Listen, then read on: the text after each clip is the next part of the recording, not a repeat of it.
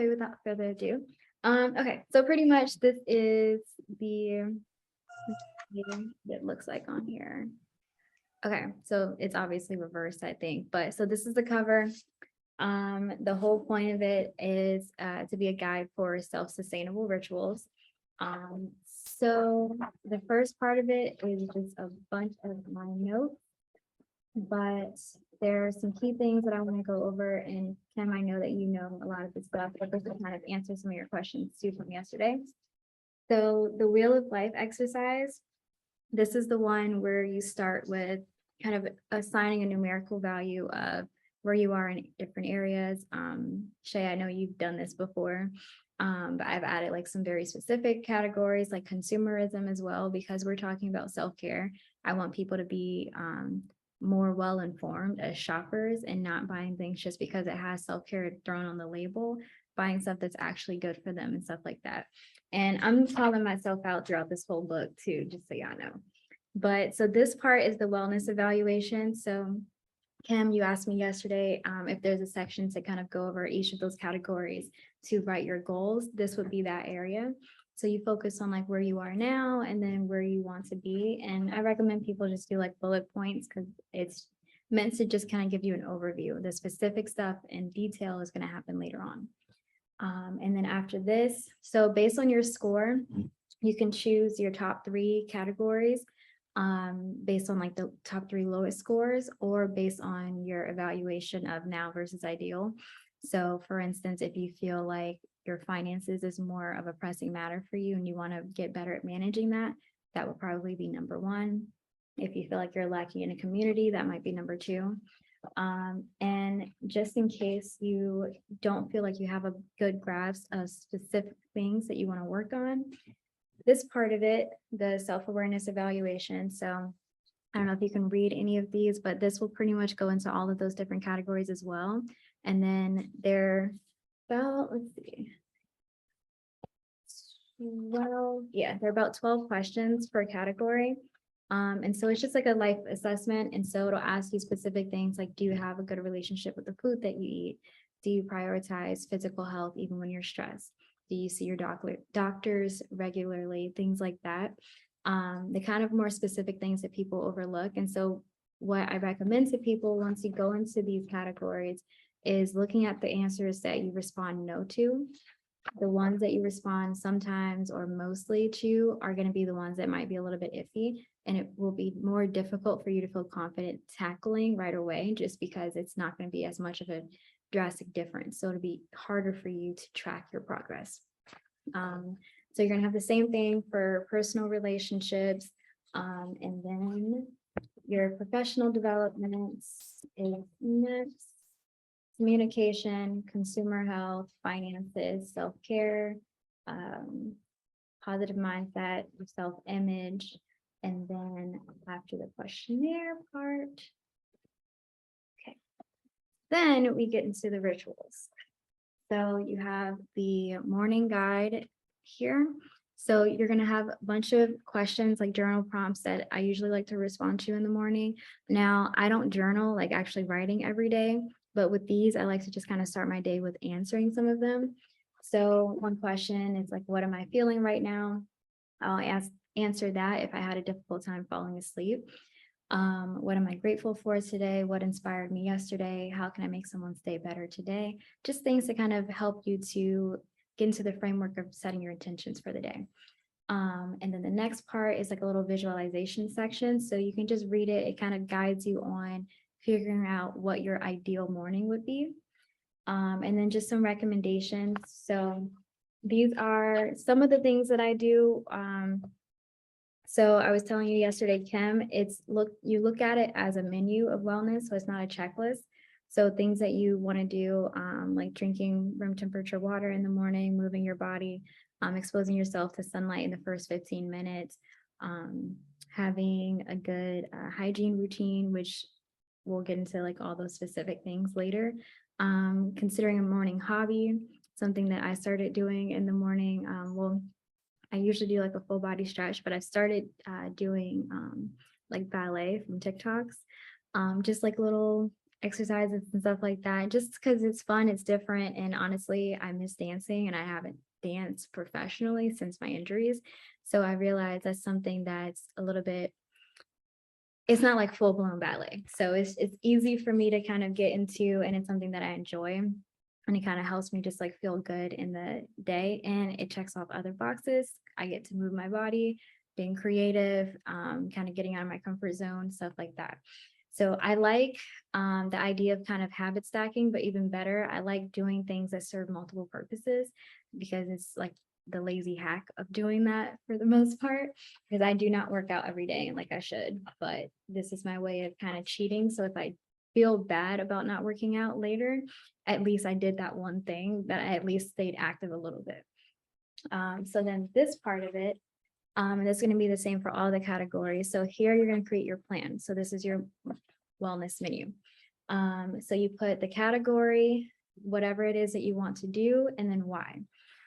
So same thing, the little ballet classes would be on my little checklist or menu. And then the category for that would be physical health, creativity, and hobbies. And so the reason why I have people do the categories is so that you can keep track of where your priorities are going. So one of my favorite quotes in the book talks about how if you follow where your finances go, that's where your priorities are. No matter what you say they are, that's where your priorities are. And so I think in the same sense with the goals, oftentimes people say, oh, like I really want to focus on making more money this year. Like that's the most important thing for me. And that's great. But the things that you're doing every day, or at least every week, or even every month aren't consistent with that. So you may have like a budget that you work on once a month, but if getting your finances in order is a huge priority above everything else, then you should be doing something every week to tackle that, or maybe even every day, depending on what your specific goals are. Even if it's setting money aside automatically, like having it automatically pulled from your account every week, that's something you don't even have to think about. Or if it's like I used to make myself track my income and my expenses every single day, and it was hard because you're forced brutally to look at all the stuff that you're buying and spending money on. But when you do that for your finances and for your time, it can be so insightful. And as much as you may want to avoid actually being honest with yourself about it, it gives you a much better place, a more realistic place of where you're starting. So that's pretty much what you're going to find there. And then you're going to go into the evening routine, the daily routine, weekly routine, and then monthly. All right. So, and then same thing for all of these, you're going to get journal prompts. So one for monthly is, am I happy with my current possessions? Are there any deadlines coming up this month? Have I prepared my budget? Do I have any fun things planned for the month? What are my favorite memories from the last month? Things like that. And then same thing is going to walk you through planning your ideal month, and then some recommended ideas like doing a vision board. I do like a vision board or concept board for every month. I'll kind of explain and why in the latter part. Making a video diary. I recently started doing that. So instead of doing that every month, I actually do that almost every week now. And that's something I know we started, Shay. Like just it makes me feel so much better than just I don't know, like just journaling. Like it's just so much better because I get to actually talk and hear myself speak and hear like my tone and where I actually was at that time. It's so much more insightful for me. Um, and then you're going to do the same thing. So there's a mental and soul health guide. So same thing, you're going to have different recommendations like scheduling a regular social media cleanse, limiting exposure to harmful entertainment. So that goes to music, TV, social media, and you can kind of figure out what, is harmful to you. But also another thing, avoiding gossiping unless it's positive, asking for help to appropriate people, just like little reminders of things that you might want to keep in mind. Keeping track of the people that drain your energy, any activities that or situations that have been draining your energy. And so then a lot of the like white space here for all of these, this can be served multiple use. And so I'm going to share a little bit more in the group about how people could use it. What I did for my journal is I created like a little, what's it called? Not like a vision board, but like a little collage of images, like down at the bottom, just things that represent all of these different things where I want to go. and then just my notes. So I was telling you, Kim, yesterday, part of the reason that I created this journal was because there's a lot of information out there, and there are like a million different books on how to not be as stressed or how to make more money, or how to eat clean or how to eat keto and all these different recommendations. But until we get through the trial and error part, we're not really sure what's going to work best for us. And so instead of just saving a bunch of like notes and different things in our phones or just keeping journals where we have random stuff, this journal is meant to be a space where you have all of that information accessible. So this is kind of going to be like your research guide.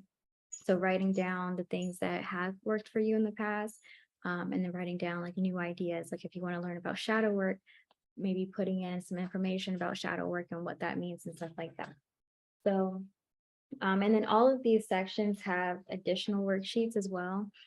The original book, when I finished it, was probably close to like 700 pages, and that's just not practical. So I thought, okay, so I was telling Kim, I'm going to turn it into 2 books.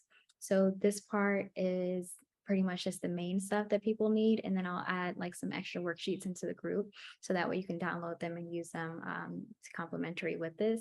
And then the second book will probably come out at the end of the year because it's turned into like an encyclopedia type of thing. But it'll be really, it's like this, but way more expansive for people that want to learn more about like the research stuff and all of that. So then you'll go into the details of the personal growth, self-image, your living environment, things just like learning about interior design and ways to improve your living spaces. I've been learning more about like feng shui and stuff like that, and decluttering your living space, creating an ambiance that just makes you feel good, vacuuming and mopping consistently, just the things that are like little reminders that you may need and just ideas to kind of keep on your menu. So same sort of thing here. All of them have like a little sample or example, just to give you an idea. So one thing that I do that's a part of my living environment plan is keeping fresh flowers in my room. And the reason why is because it makes me feel at ease, and because I like arranging my own flowers. I used to just get bouquets all the time and I just go to the grocery store and just buy them. But I love making myself set aside the time to cut the flowers, to talk to the flowers, and to, remove the leaves and find the right vase and find the right space to put them in and stuff. And that's one of my little like me time things that I really enjoy. And it's such a small, like little thing, but it feels really good to be able to do that. And so I try to do that every 2 weeks because I try to keep my flowers like alive long enough.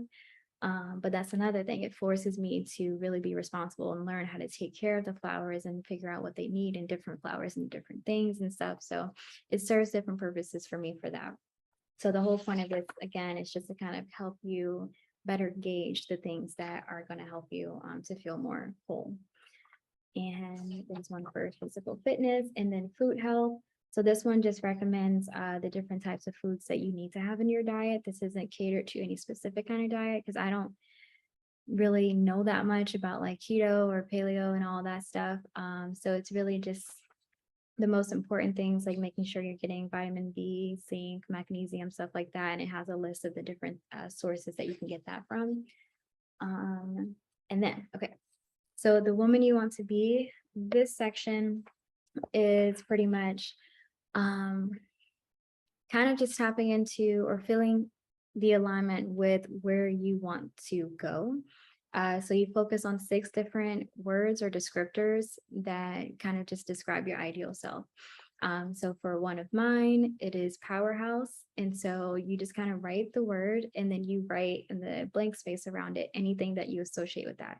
So mine was like Oprah, Shark Tank, billionaire, like just all the words and associations that I have with that. And it's kind of going to just be more like a brainstorm sort of thing, but the words are going to be very intentional. And what I've been recommending is people pick words that aren't too far off. So like if you are,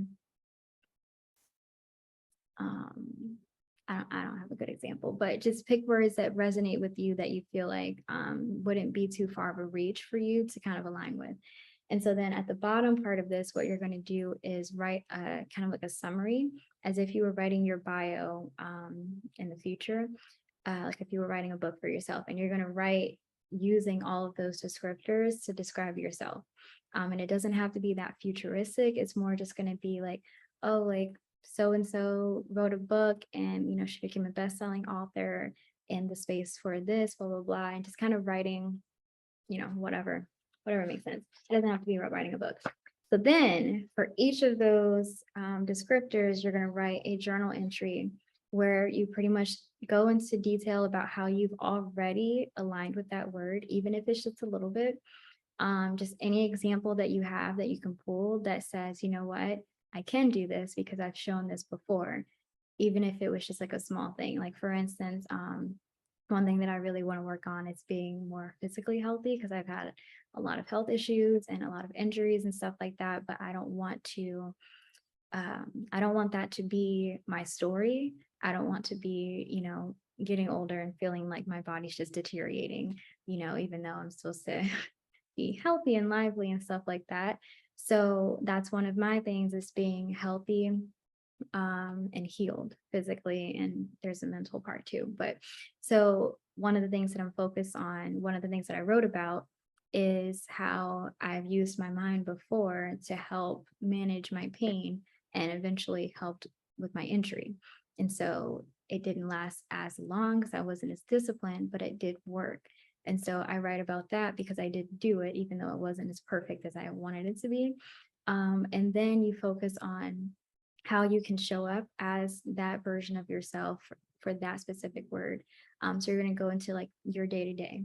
What things can you do to actually show up as like a powerhouse, or as a kinder person, or a financially independent person, or just healthy overall?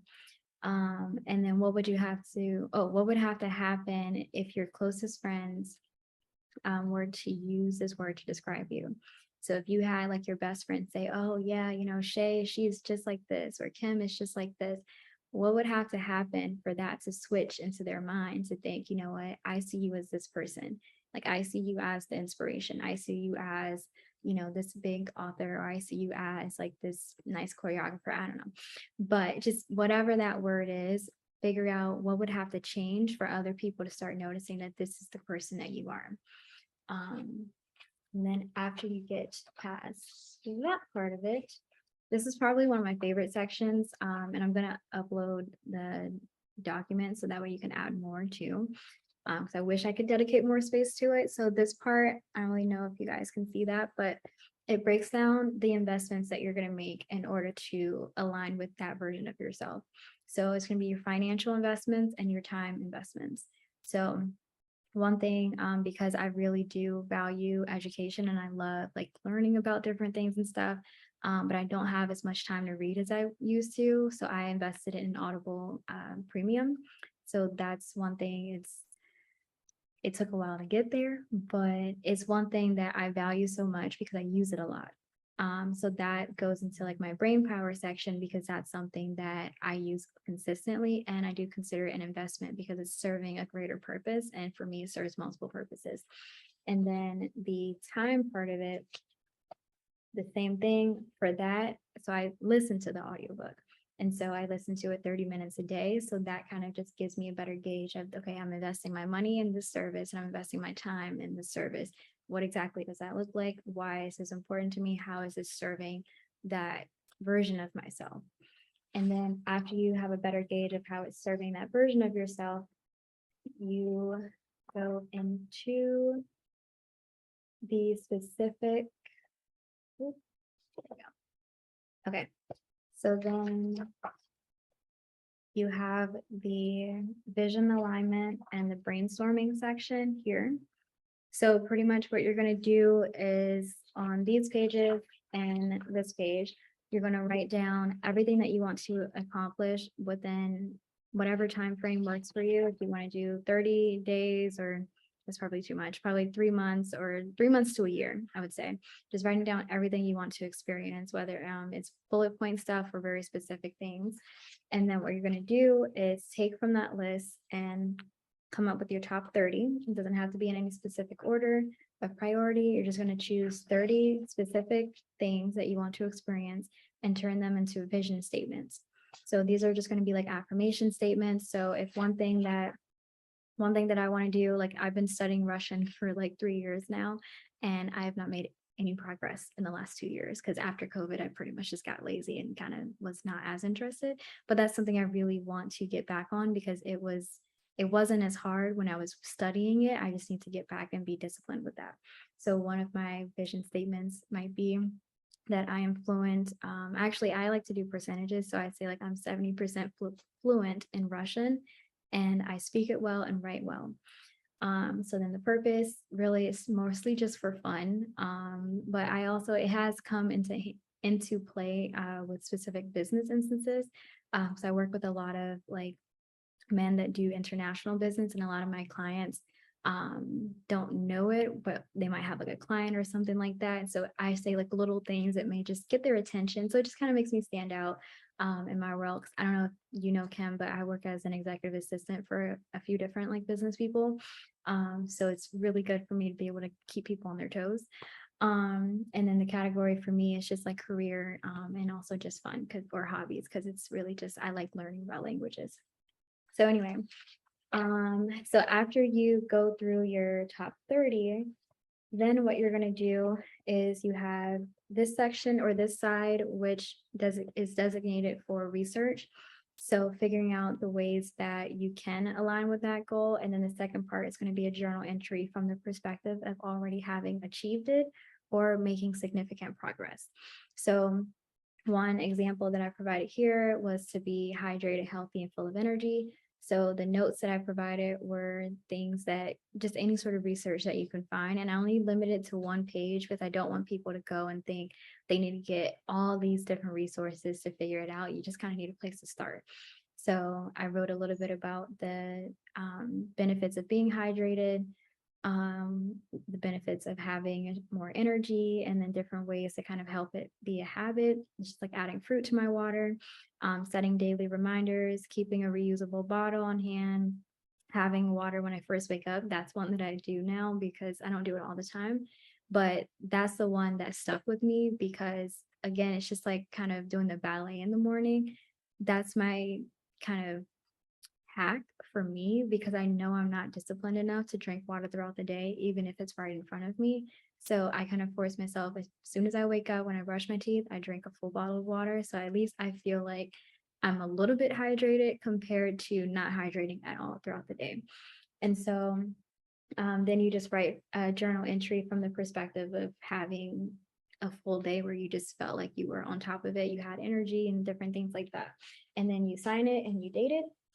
And you're going to do that for each of those 30 goals. And then again, so the additional worksheets that are going to come with this are just going to be like specific goal action plans for each of these things. So I love this exercise because it helps you to align with the feelings and emotions associated with having achieved that goal and also making progress with it. So you can do this for all of those different goals. But when we start working together more one-on-one, I'm going to recommend that you don't just do all of the journal entries at once. For the people that don't use the one-on-one coaching, they might just like kind of go through each of the different ones inconsistently, which either way is designed to be self-guided. So you don't need the one-on-one coaching. But I just think it's a little bit better because there's a very specific strategy or way to use it. So once you have like the journal entry, then we're going to create an action plan for you to actually maintain consistency with that. So back in the beginning of the book where we went over the well-being or wellness evaluation, when we pick the top 3 categories and when we do the strategy call, I'm going to have you identify 3 questions from those 3 categories that really just stood out to you. So if you said you wanted to work on your finances and one of the questions was not feeling in control of your money, then if that's a really pressing matter, then we're going to go into those ones specifically.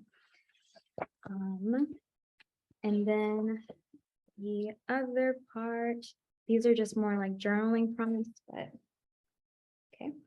So this one is a self-exploration experiment. So I want it to be like a 30-day prompt because I don't like people doing 30-day challenges are not as effective to me. So I don't want people doing like like do this journal prompt this day and then this one the next day, blah, blah, blah, because it can be insightful only if you go back to actually use it and to look over and reflect on it and then create a plan to move forward. Other than that, you're just writing about your life and doing like putting on paper the information that you already had in your head. It's just a bit more organized way of doing it. So instead of looking at this as a 30-day challenge, they're just different journal prompts. There just happen to be 30 of them. But I call them challenges because they're very specific to helping you to get out of your comfort zone.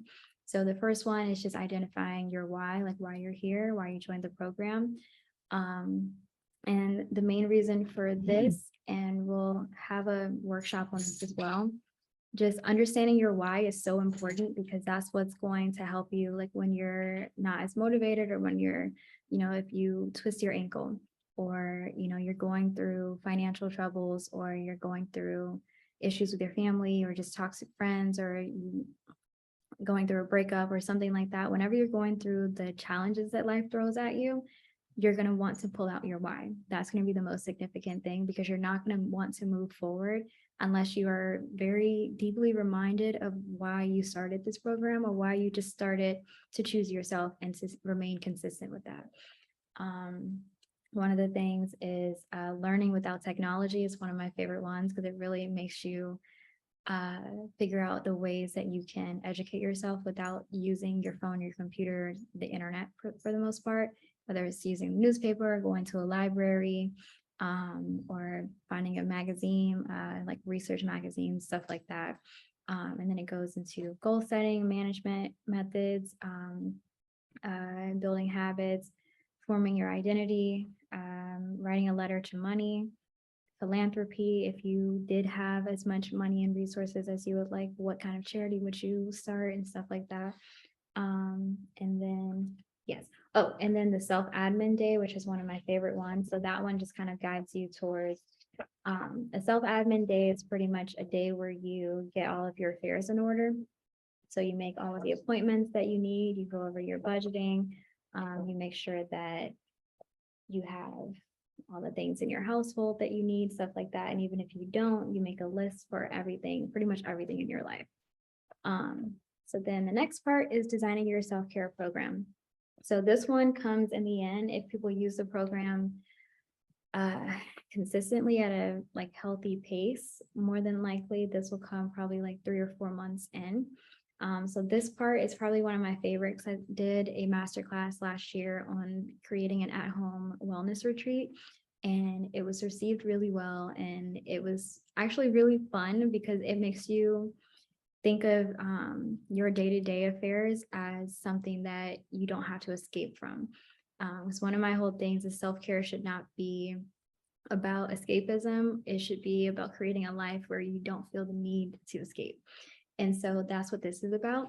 So you start with transforming your space. So it goes into all the different steps that you need to go through, like conceptualizing what your vision is, creating an aesthetic or whatever that means, your sleep hygiene, finding soothing imagery to incorporate, finding the right lighting, creating a cleaning schedule, decluttering, concealing distractions, and room dining and ritual necessities. So I really studied a lot of the different wellness retreats, the ones that I've gone to and the ones that are just like the more luxurious ones. And I kind of just like there aren't a lot of studies on these things, but the ones that do have studies, I just kind of took the most significant exercises and activities and just kind of elements of these retreats and incorporate it into this. So instead of spending or thinking that you have to go to a retreat to like get this experience, which it could be fun too, but figuring out ways to use the resources that you have to incorporate these elements so you can still feel a little bit more luxurious and more of a like healthy sense. And then the next part after this is creating, or before you create your itinerary. So it just kind of goes into detail about setting your intentions, creating serene spaces, the learning zone, which is just about educating yourself, incorporating nature, achieving a mind balance, movement, creativity, flow, and reflection. So this part will pretty much just they're just like journal responses for each of those sections. So you go through and figure out like, what do all of these things mean, and how can I make this a reality? And then after this part, then you're going to go to the self-care retreat guide. So this one, again, is going to be a guided visualization on figuring out how you want to go about doing this, and just recommended ideas like relaxing sounds, online fireplace, fresh flowers, having a library accessible, meditation, self-massage, things like that. And then you're going to plan your 1-day retreat. So pretty much this is going to be for your plan and then your reflection after. And then you're going to do a 3-day retreat and then a 5-day retreat. And then you're going to plan your retreat system. So based on the things that worked for you, you're going to figure out how you can incorporate those things into your life every day. And then you're going to figure out, 12 different retreat days. So I recommend people do one per month. And you just assign yourself a date and figure out if you're going to do it for 1 day, 2, 3 days, or 5 days. And then you just write notes about what you plan on doing during that day. And it doesn't have to be like an entire like retreat day. It's just incorporating any of those elements. Then the elements and intentions, which this is actually going to be a journal in and of itself. I just have to change my manufacturer because China is not ideal for business right now. But essentially what you do is you go over all of these different elements like acts of kindness, creativity, decluttering, entertainment, mindfulness, movement, nourishment, learning. And so what you're going to do is pretty much for this section here, it just kind of has it listed out like this. You're going to write down all the different ways that you can practice all of this stuff. So acts of kindness, one of my favorite things to do is to just listen to people. So if people say, oh, like example, I think I went to Starbucks last week and I asked this woman, I said, you know what? I don't know if I want hot chocolate or if I want matcha, which now I never get matcha from Starbucks because I realize how horribly unhealthy it is. But you know, I was fooling myself thinking that it was a healthy alternative. But anyway, and so she was like, you know, I don't really like matcha. It's like I would love hot chocolate. And she told me at some I forget what it was called, some store. She said they have the best hot chocolate. She's like, my brother just got it, but I haven't had a chance to get it, blah, blah, blah. So I was just like, okay, cool. Like I appreciate the fact that she actually spoke with me and didn't just like kind of rush me. And there was literally like that store was right across the street. I went over there, got her a gift card because they didn't have the hot chocolate. And I just gave it to her. It's like my little like holiday thing. But I love doing stuff like that because one is unexpected. And like if someone did that to me, like for me, I would be so happy. But like also that's just my way of like showing people that it's important to just be yourself. Like you can have conversations with people, you're well received. Like I like helping people to receive that confirmation because oftentimes I feel like, you know, we can be, especially when you're working in like retail or like a fast-paced environment, it's hard to build that connection with people. So it's nice to get their I think feedback that you're heard. So things like that. Creativity, like I said, like I like to dance, so I like to do like try different dances and stuff like that. So you just make a list of all of the different things that you would like to incorporate for each of those categories. And then the other things, hobbies, nature, reading, like stuff like that. And so then what you are going to do is just want to find okay, this is one of my favorite ones. So it's the quote section. So you're going to have a quote here. And Kim, I was telling you yesterday, so the main reason for this is because I got tired of like saving quotes on my phone, either screenshots or just using like the little save options and stuff. And I realized I never really went back to them. It's not like I read the quote and it was like, oh, my life has changed. And so I thought they're meaningful, though they still have that impact. And so how can I make that less of a fleeting moment? So instead of just having the quotes here, we're doing like an interpretation. So you read the quote, you rewrite the most important part to you, then you paraphrase it, and then you provide an analysis, and then you make a connection to how does this quote connect with my life? Why does it resonate with me? And then the shift part is how can you use this quote to make a positive shift in your life? Some of them are a little bit more like hitting home. This is one of my favorite ones. It's by Kurt Vonnegut. I don't know how to say his name, but it's be soft. Do not let the world make you hard. Do not let pain make you hate. Do not let bitterness steal your sweetness. Take pride that even though the rest of the world may disagree, you still believe it to be a beautiful place. And this one I really love because I think especially now it's so easy to say, oh, like the world's a dangerous place and like there's so much going on, like people are bad, and we're changing this like idea that people are like the world is altruistic and we're looking at things so much more negatively, albeit a lot of stuff is going on that's not so positive, but there's still a lot of beauty in life. We get to wake up every single day. That's the first part of it. We literally get to breathe every day. Not everyone gets to experience that today. Not a lot of people didn't wake up today. And just being like putting that into your perspective of understanding, there is still a lot to appreciate. Because I don't know about y'all, but I plan on being here for quite some time. So I think in order to at least even survive, we have to change our perspective on what the world is, for ourselves. And especially if you have kids, being able to be optimistic and have hope to see that there can be a brighter future, even if we're a little bit far from that, or we feel like we're far from that. So anyway, that's what that quote means to me. But also I know everyone's going to have different interpretations. So I cannot wait until we actually start having discussions about this. And then I promise I'm almost done. So then after this part of it, there's the pleasures of life. This is one of my favorite sections as well. So you just romanticize the pleasures of your life. So what this means is pretty much you're just going to make a list of all the things that bring you joy. And you're going to have a couple like worksheets just like this.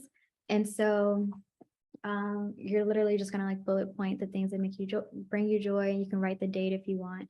But I love this because what I used to do years ago, like when I first started working as a coach, I had a list like this, but it wasn't things that brought me joy. It was things like if I were bored, it was things to do because I'm a perfectionist and I get too caught up in being productive. So I wasn't even allowing myself to enjoy things. I was just doing stuff because, okay, well, I can allow myself to get bored. So when I'm bored, these are the things that you can do. And even though it worked for me at the time, it doesn't really work for me anymore because I'm constantly working. So all I want to do is think about what things do I enjoy doing. So when things are hectic, I can relinquish all of that responsibility and just do something that brings me pleasure, even if it's just like eating a PB&J sandwich or eating a croissant, or watering my herbs or something like that. And so things that really just make me happy, you're just going to write every single thing down, even if it's random, like not specific. It could just be in general, you just like sandwiches, but whatever it is, just write it down because this is so, it has been very significant for me, I guess. And just being able to go back to that and think, oh, you know what? Like, especially when I'm sad or like I said, when life's challenges kind of get there or integrate into your life, just being able to go through and say, you know what? Maybe today wasn't the best day, but I can go out and grab a croissant real quick. And that actually would make me feel really good. And sometimes it may not be, something as simple as that, but it helps to kind of be reminded that there are all of these things that I love. And there was a book that I read when I was in high school, actually. It was 10,000 Things to Be Happy About or something like that.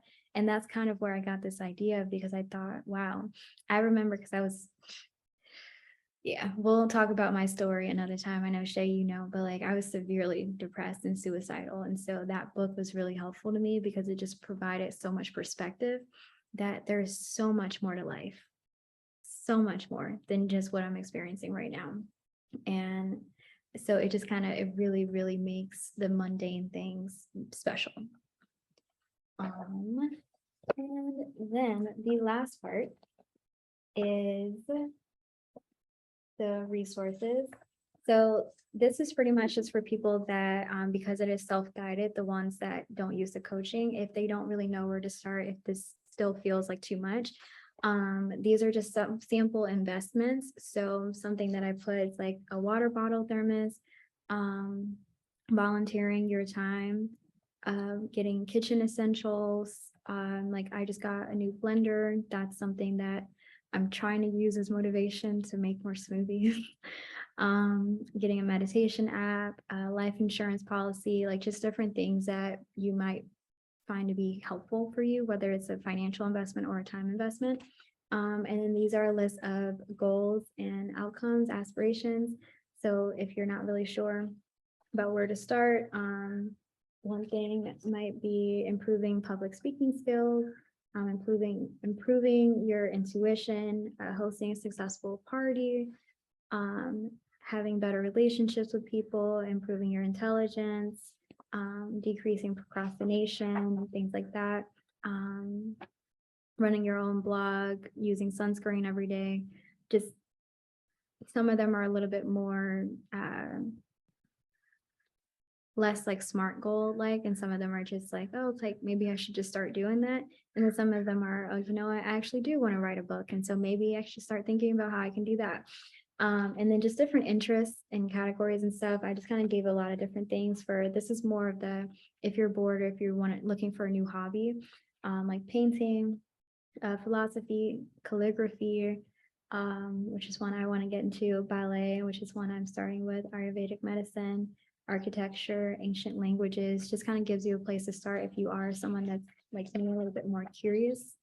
And then self-challenge prompts. So this is one of the activities that I remember doing at one of my capstones in college, and I loved it so much that it's actually sparked one of my first journals, and she ended up using it in her class, like for her capstone.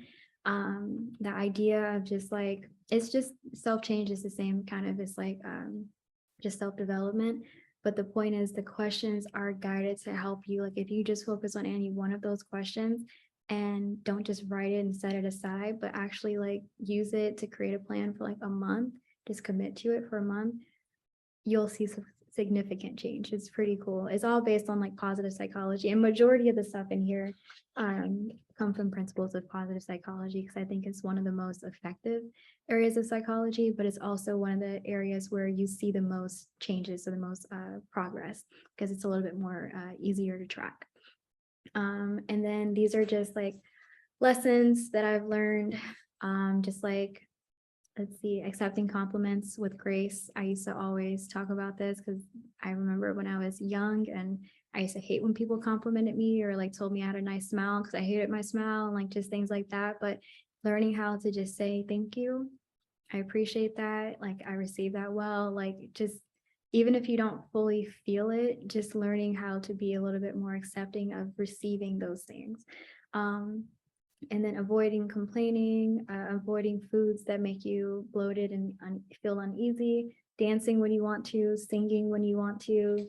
Like, I love that so much. It's crazy how I used to be so shy, but now like I will break into song and dance in the middle of the grocery store. Like I literally go with my headphones in. I don't care who's watching, like I don't care who looks at me sideways. Like I just enjoy my time. But just things like that, surrounding yourself with love, smiling first thing in the morning. That's something my mom used to make me do all the time, and I hated her for it, but I appreciate her now. And then these are a few of the stories. So Shay, we just finished your interview, so I'm so excited to feature your blog. And then I'm going to start reaching out to more people that are customers too, to start sharing their story. So Self Honeymoon, the magazine part, just focuses on pretty much putting your story out there and making your message. Because obviously my life is not perfect, and I still do a lot of things wrong, but I know that I can still inspire other people, and it's the same with everyone else. Like I've been so inspired by you, Shay, just knowing you and the things that you do and the way your mind is. Like you're so unique and creative that like it's mind-blowing to me that actually I shouldn't even say that it's mind-blowing that you don't have a huge platform, because the whole point of this too is that you don't need a huge platform to like be an inspiration to people. Like you don't have to be Oprah, you don't have to be Brene Brown, you don't have to have a 1,000,000 followers on Instagram or even 10,000 followers on Instagram, because the people that are there to receive you are going to receive you. The people that you're supposed to serve, you're going to be able to serve. And I just want to be able to provide a platform for the people that maybe even know that, and for the people that don't. People that are like, oh, like that sounds cool, but I don't really have anything to help, like, or my story isn't gonna help anyone, or I don't really know what I talk about. And I love getting them from that and taking them to like the full-blown interview, and they're just like, oh my God, like that was so helpful. I didn't even realize like that was so pivotal in my life and stuff. And it's just like a lot of these stories have made me cry. Like there's this one girl, she's one of the first, actually, I'm gonna post them all in there. You guys can tell me, but she was a high school kid, and I mean, she just like was such an inspiration. Like, I wish that I had her as a friend when I was in high school because of how just like well thought out she was about everything and her perspective and how mature she was and how her positive self-image and different things. Like she was truly she is an inspiration.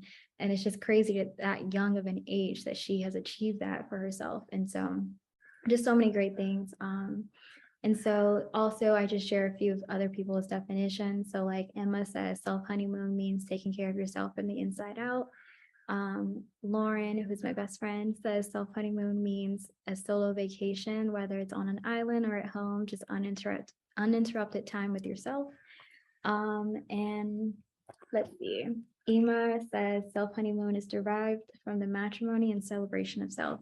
And I love hearing everyone's perspectives on or definitions of what it means, because they're all right and they're all so amazing. But it's just incredible because when you read the interviews too, it really resonates with their identity.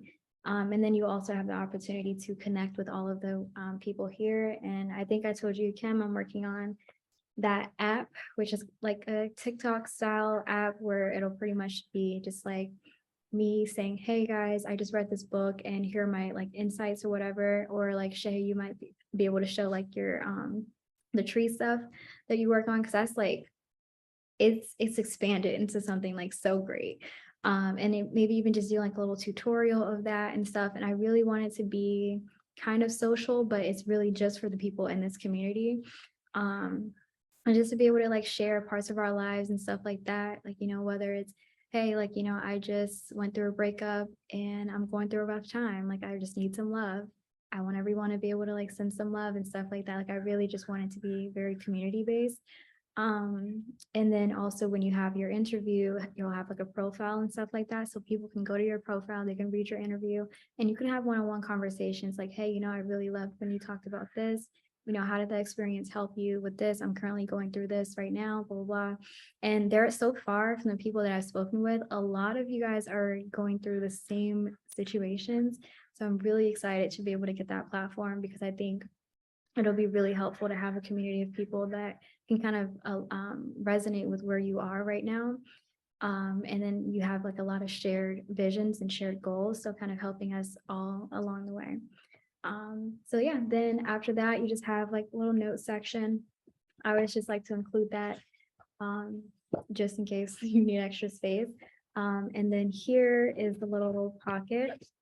So this is where this part is going to go. So you'll have this and here we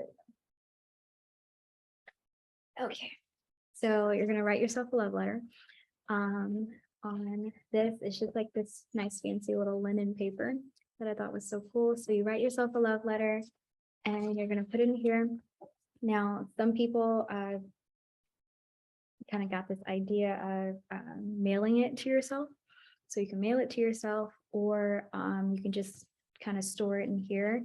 And I recommend people don't open it until at least 3 months after, because after 3 months, that's when you'll see the most significant changes. And yeah, it'll just be one of those things where you can write multiple and just kind of stuff them in there. I have like 5 in there in mine right now. And then the other thing is just this. So it's just, what does self honeymoon mean to you? And then this is just a way to connect with the other people that have done the interview. And then yeah, that's pretty much the book that yeah, that's it. That was a lot of talking.